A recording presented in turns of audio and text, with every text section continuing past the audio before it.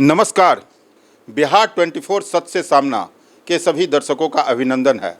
आज शुरू कर रहे हैं विशेष प्रोग्राम नगर परिषद चुनाव एजेंडा नगर परिषद झंझारपुर 2023। आज के इस विशेष प्रोग्राम में मैं आमंत्रित किया हूं अपने स्टूडियो में, अपने चैनल में अध्यक्ष का चुनाव लड़ रहे प्रत्याशी इंजीनियर प्रियंका कामत जी को। इनका घर वार्ड नंबर 9 में है।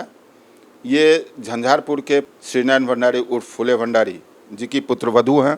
विशेष परिचय मैं उन्हीं से जानूंगा और ये पूरे जोशो खरोश से चुनावी मैदान में कूद चुकी है। मैं उनसे जानूंगा कि आपका एजेंडा क्या है, आपका विज़न क्या है, आप इस चुनाव में क्यों खड़ी हुई हैं, जीत जाएंगी तो आप क्या करेंगी, या प्लस लोग आप ही को क्यों वोट करें जबकि 15-15 उम्मीदवार चुनावी मैदान में है।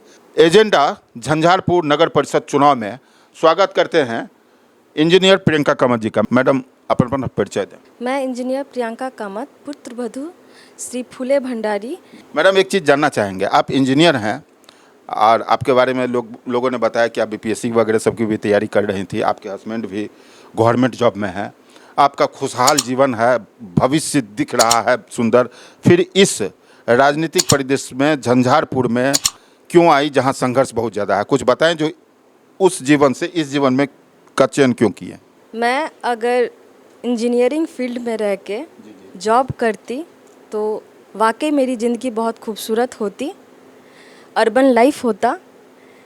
उससे मैं अपने बच्चों का डेवलपमेंट कर सकती थी, मैं अपने परिवार का डेवलपमेंट कर सकती थी। पर एडुकेशन का whole and sole purpose job orientation नहीं होता है। उसका एडुकेशन का मेन पर्पस होता है कि आप समाज के लिए कितना कर सकते हैं। मेरा एक ही उद्देश्य था, क्योंकि मेरे ग्रैंडफादर, मेरे दादाजी भी एक स्वतंत्रता सेनानी थे। वो 1947 का जो फ्रीडम मूवमेंट था उसमें काफ़ी सक्रिय थे और उनसे मैंने बचपन में उनकी कहानियाँ सुनी थी कि कितना स्ट्रगल से हम लोगों को ये आज़ादी मिला है।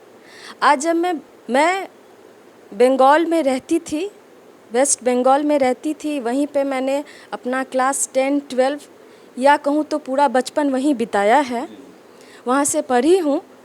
जब भी मैं बिहार आती थी, यहाँ के पिछड़ेपन को देखती थी तो एक दर्द होता था।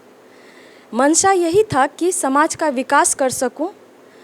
रास्ते नहीं थे, लेकिन इतना पता था कि अगर एडुकेशन ले लूँगी या एडुकेटेड हो जाती हूँ तो समाज के विकास में अपना भी एक योगदान दे सकती हूँ। क्योंकि एक संपन्न परिवार से थी तो नौकरी उतना इम्पोर्टेंट उस वक्त नहीं था, तो मुझे लगा कि इस मैदान में उतर के इस समाज के लिए मैं कुछ कर सकूँ। समाज सेवा के लिए आप अपने सुनहरे भविष्य को छोड़ करके आई हैं। बहुत बहुत धन्यवाद आपको। ये 2023 का ये चुनाव नगर परिषद का हो रहा है। आप मुख्य पार्षद की प्रत्याशी हैं। हमारा ये प्रोग्राम एजेंडा पर आधारित है। मुख्य पार्षद प्रत्याशी जीतकर जब आएंगे तो उनका एजेंडा क्या होगा, विजन क्या होगा, झंझारपुर नगर परिषद को विकसित करने का उनका प्रोग्राम क्या होगा और मुख्य एजेंडा क्या है, इंजीनियर प्रियंका कामत से मैं यह जानना चाहूँगा। मैडम आपका एजेंडा क्या होगा, कैसे आप झंझारपुर को विकसित करेंगे?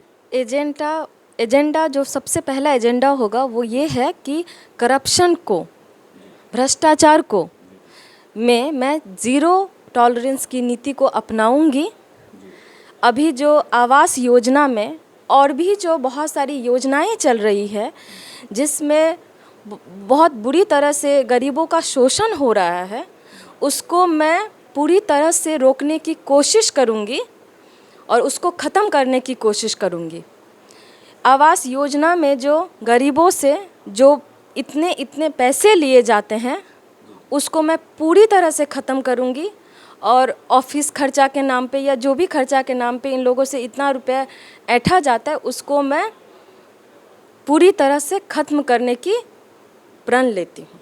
हाँ, ऐसा तो हम लोगों के कैंपेन में भी आता था, जो कि आवास योजना के नाम पर, ऑफिस वगैरह सब के नाम पर पैसा लिया जा रहा था। आप पैसा नहीं लेंगे, लेकिन किसी दूसरे, कोई अगर दूसरे लेना चाहते हैं तो उसको आप कैसे रोकेंगे? क्योंकि चेयरमैन के हाथ, क्योंकि 3 पदों के लिए चुनाव हो रहा है, वार्ड कमिश्नर, वाइस चेयरमैन और चेयरमैन। अगर चेयरमैन ऊपर में ईमानदार रहेगा तो नीचे के आदमी करप्शन से दूर भागेंगे, क्योंकि उन्हें पता होगा कि उन पे लिखित कार्रवाई हो सकती है। जी, बहुत धन्यवाद। आप झंझारपुर को कैसे विकसित करेंगे, क्या विजन सोच के आए हैं? आपकी पहली प्राथमिकता तो मैंने जान लिया, आप जीरो टॉलरेंस पर काम करेंगे। विकसित करने का क्या आपका प्राथमिकता होगा, क्या विजन है? झंझारपुर नगर परिषद को सुंदर कैसे बनाएंगे? मैं हाल फिलहाल में भी और अभी भी एक बीपीएससी कैंडिडेट हूँ, तो मैं बहुत सारे रिपोर्ट्स को पढ़ती हूँ और मैंने पाया है कि बिहार काफ़ी निचले पायदान पर रहती है। वो रिपोर्ट जब देखती हूँ तो बहुत अचंभित भी होती हूँ, और कहीं ना कहीं इसके लिए हम सब मिलके ही जिम्मेदार हैं।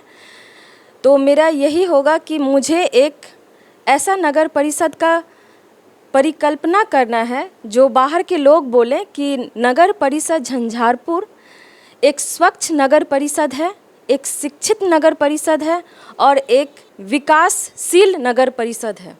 जी, यहाँ आप भ्रमण कर रही हैं, क्या आपको लगता है मुख्य समस्याएं यहाँ क्या दिख रही हैं जिन पर आपका फोकस रहेगा अगर आप चेयरमैन बनती हैं तो? इस क्वेश्चन को मैं बहुत दिन से एड्रेस करना चाहती भी थी।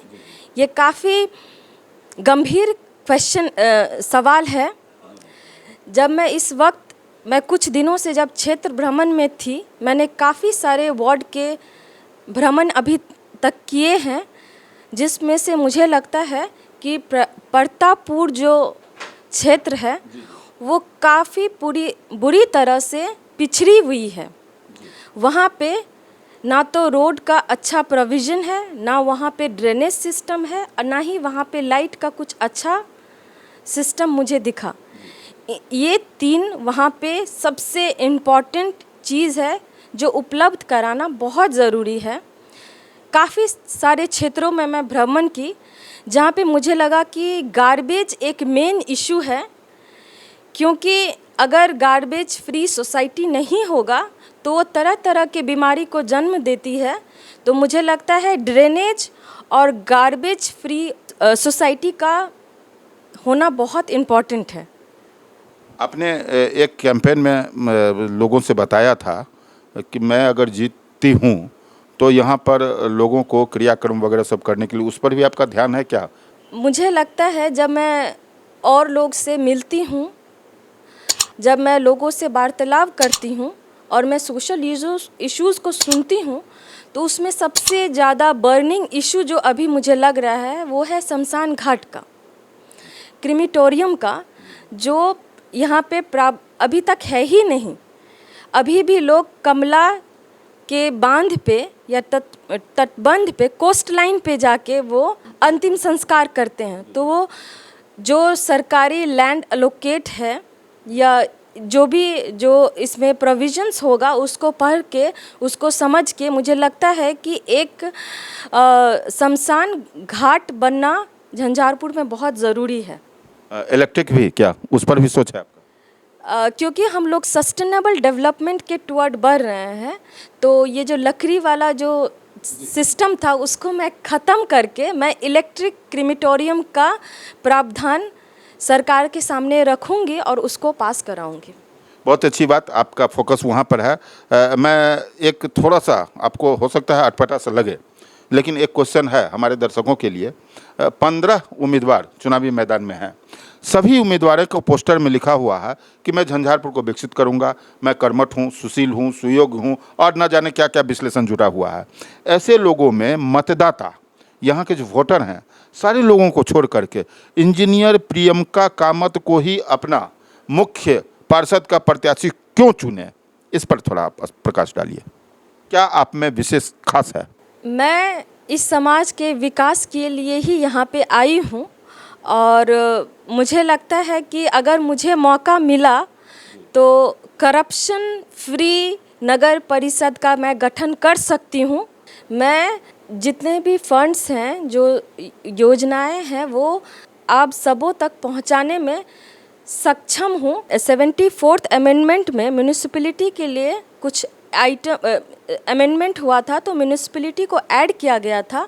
उसमें 18 आइटम्स थे जिस पे काम करना नगर परिषद के अंदर में है, उस पे काम करना है। जिस पे अभी भी बहुत सारे आइटम्स पे काम नहीं हुआ है, या यूँ कहूँ कि पिछले चेयरमैन ने इस पे ध्यान नहीं दिया है, वो सारे आइटम्स पे मैं काम करूँगी। इसी काम के लिए मैं यहाँ पे आई हूँ। मैं पॉवर्टी एलिविएशंस पे काम करूँगी, मैं पब्लिक हेल्थ सैनिटेशंस पे काम करूँगी, और जो भी 18 आइटम्स है, regulation of slaughter house, public street में सोलर लाइट को लाना, मैं एक उस समाज का उस नगर परिषद का गठन करना चाहती हूँ जो सस्टेनेबल डेवलपमेंट के टुवर्ड बढ़े। एक ऐसा डेवलपमेंट जिसमें हम सिर्फ इस जनरेशन का नहीं, दूसरे जनरेशन मतलब जो हमारे आने वाले जनरेशन है उसके लिए भी कैसे हम एक बेहतर सोसाइटी बना छोड़ के जा सके यहाँ से, उस तरफ मेरा एक पाथ मैं उस तरह का छोड़ना चाहती हूँ।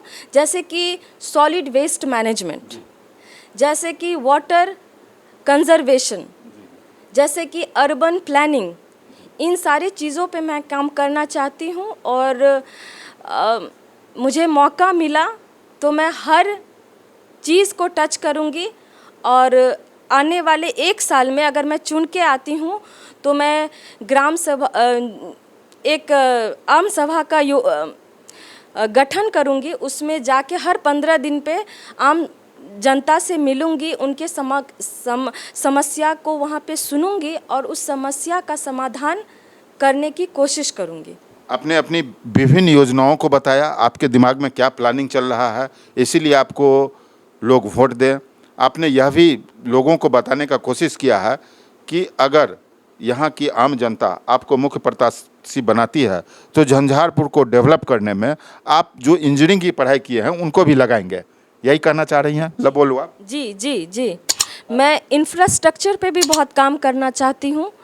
जैसे अभी हम लोग स्ट्रीट लाइट है, मैं उसको सोलर स्ट्रीट लाइट बनाना चाहती हूँ, ताकि जब हम लोगों का लाइन भी चला जाता है, जब पावर कट ऑफ भी होता है, उस टाइम भी लाइट रहे। और वो एक रिन्यूएबल एनर्जी है तो उसका यूसेज करना ज़्यादा बेटर होगा।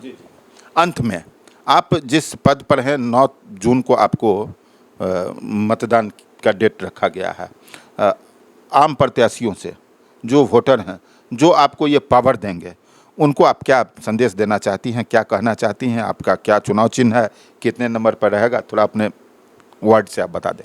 हम प्रियंका कामत अहाँ सबके बहु अहाँ और सँ निवेदन करै छी कि हमरा एहि बेर 9 जून के जे इलेक्शन छै ताहिमे कुकर छाप पर क्रम संख्या 6 पर वोट दऽ कऽ एक बेर आशीर्वाद देथुन, और हमरा एक बेर अहाँ सब सेवा करे के मौका देथुन। प्रणाम। एजेंडा झंझारपुर नगर परिषद चुनाव में आपने इंजीनियर प्रियंका कामत जी को सुना, उनकी बातों को सुनी, उन्हें क्यों आप वोट डालेंगे इस पर भी उन्होंने प्रकाश डाला, अपना विजन क्लियर किया।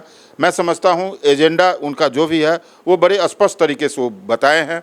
मैं आगे भी अन्य सभी प्रत्याशियों के पास जाना चाहूँगा, सभी प्रत्याशियों से यही सवाल दोहराना चाहूँगा, ताकि जिस दिन आप मतदान करने के लिए जाएं तो आपके दिमाग में कोई कन्फ्यूजन नहीं रहे, आप ऐसे प्रत्याशी का चुनाव कर सकें जो झंझारपुर को विकसित कर सकें, आपकी नज़रों में खरा उतर सकें, झंझारपुर को भ्रष्टाचार मुक्त कर सकें। आप देखते रहें बिहार 24 सच से सामना। चैनल को लाइक करें, सब्सक्राइब करें।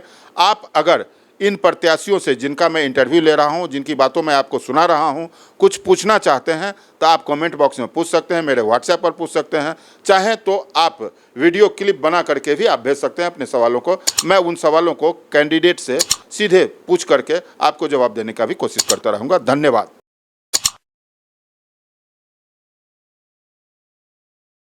आप सबों से निवेदन है कि एक बार मुझे मौका दे। आने वाले 1 साल में आपको परिवर्तन अनुभव होगा, और मैं ये 4 साल इतना काम करूंगी आप लोगों के लिए कि आप लोगों को अगला बार मैं किसी भी वार्ड में जाके वोट मांगूं ये मुझे ज़रूरत ना पड़े, और आप मुझे खोज के वोट करें कि मैं सारे वार्ड को इक्वल प्रायोरिटी बेसिस पे रख के सारे वार्ड में इक्वल वे में काम कराऊंगी, और इतना मेहनत करूंगी कि अगला बार आप सबों से वोट मांगने ना आना पड़े और आप लोग मुझे खुद वोट करें और फिर से एक बार जिताएंगे। प्रणाम।